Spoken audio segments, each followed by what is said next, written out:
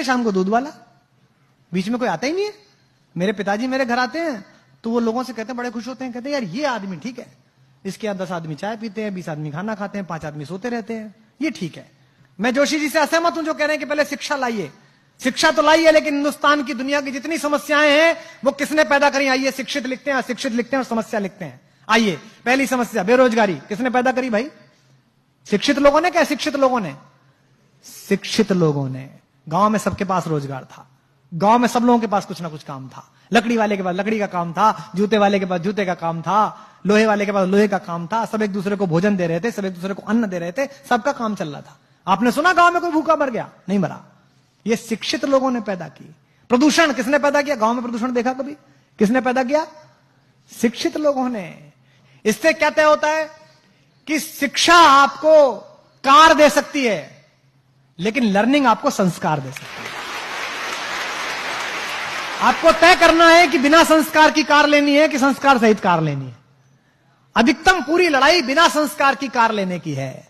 यही कारण है कि हमने इस जीवन को कष्ट का साधन बना दिया है। दूध में यूरिया मिलाया जा रहा है, जो यूरिया मिला रहा है उसको शर्म लिहाज नहीं है कि किसी की किडनी में जाएगा तो किसी का पति, किसी का बेटा, किसी का सुहाग, किसी की राखी सुनी हो जाएगी।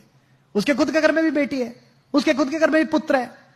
वो सोच के देखे कि मेरे पुत्र को अगर ये यूरिया किडनी फेल कर दे और मेरा बेटा मर जाए तो कैसा लगे। नहीं, वो सोच ही नहीं रहा। उसको लगता है 1000 रुपए फालतू मिलने, थोड़ा सा यूरिया मिला दो। सब्जी वाला यही कर रहा है आपके साथ, अफसर आपके साथ यही कर रहा है, सरकारें आपके साथ यही कर रही हैं, नेता आपके साथ यही कर रहे हैं, क्योंकि हमने इस पूरे प्रोसेस को लर्निंग का बनाया ही नहीं है। हमने इस पूरे प्रोसेस को शिक्षा का बनाया है। और मैं आपसे निवेदन करता हूं कि शिक्षित हो जाइए, पढ़िए, खूब पढ़िए, रिसर्च करिए, इंजीनियर बन जाइए, डॉक्टर बन जाइए, आईएएस बनिए, पीसीएस बनिए, लेकिन लर्निंग सीखिए। कोई नासा नहीं गए थे वो गांव के लोग जो गौरैया को धूल में लेटते हुए बता देते थे कि आज पछुआ के साथ बादल आएंगे। उसने अनुभव से ये जाना था। तो इसका मतलब कुछ ज्ञान ऐसे हैं जो अनुभव से ही आते हैं। महिलाएं बैठी हैं, मातृशक्ति बैठी है, मातृशक्ति इस नगर का प्रतिनिधित्व करती हैं।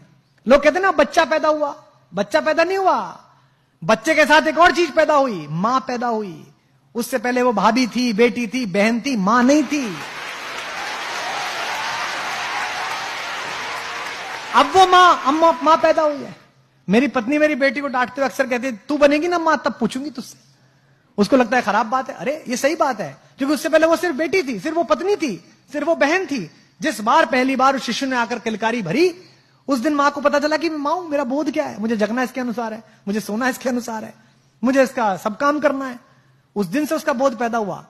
तो जैसे आप ज्ञान के साथ यात्रा करते हैं, आपके मन में नई जिज्ञासा पैदा होती है, तो यकीन मानिए आप भी पैदा होते हैं, साथ साथ आप भी नए तरीके से पैदा होते हैं। जब आप कोई चीज पढ़ते हैं और आपको एकदम चेतना आती है कि यार क्या अद्भुत बात पढ़ी, तो ये मानिए कि थोड़ा सा जन्म आपका हुआ है। अब आपको तय करना है कि आपको अधूरा पैदा होना है कि पूरा पैदा होना है। आपको विकल दिव्य अंगों के साथ पैदा होना है कि संपूर्ण सुशोभित शरीर के साथ पैदा होना है। इसलिए पढ़िएगा तो ये सोच के मत पढ़िएगा कि ये पास करना है, ये सोच के पढ़िएगा कि मुझे ये जानना है, ये मेरी इच्छा है, ये मैं जानना चाहता हूं। अधिकांशतः हम जो पढ़ रहे हैं, हम ये पढ़ रहे हैं कि ये इतना है, इसको ऐसे करने से ऐसे हो जाएगा। इससे जीवन आगे नहीं जाएगा। गांव में मैं गया तो वो एक गांव के प्राइमरी स्कूल की पहली दूसरी क्लास की अंग्रेजी की किताब देखी, आपने भी देखी होगी। उसमें लिखा हुआ था जी फॉर जेंटलमैन। तो सामने कुछ चीजें बनी रहती है ना, अम्ब्रेला बना हुआ है ना, बना रहता है सब। बी फॉर बैलून, तो बैलून बना हुआ है। तो जी फॉर गर्ल एंड जेंटलमैन, तो एक लड़की बनी हुई और जेंटलमैन के नाम पर सूट पहने हुए एक आदमी बैठा हुआ, मतलब खड़ा हुआ, यानी कि जेंटलमैन है। जिसने सूट पहना वो जेंटलमैन है। तो गांव के उस बच्चे को यह लगता होगा कि ये जो धोती कुर्ते में मेरा बाप है,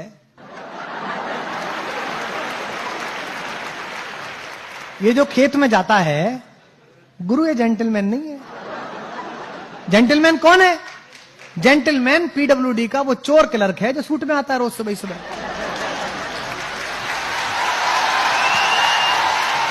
यही तो हुआ।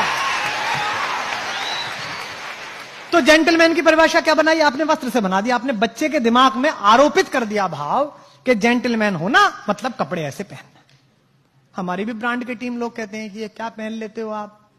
आज ही कह रहा था ये क्या पहन लिया। मैंने कहा मेरी कमीज सुनेंगे कि मुझे सुनेंगे?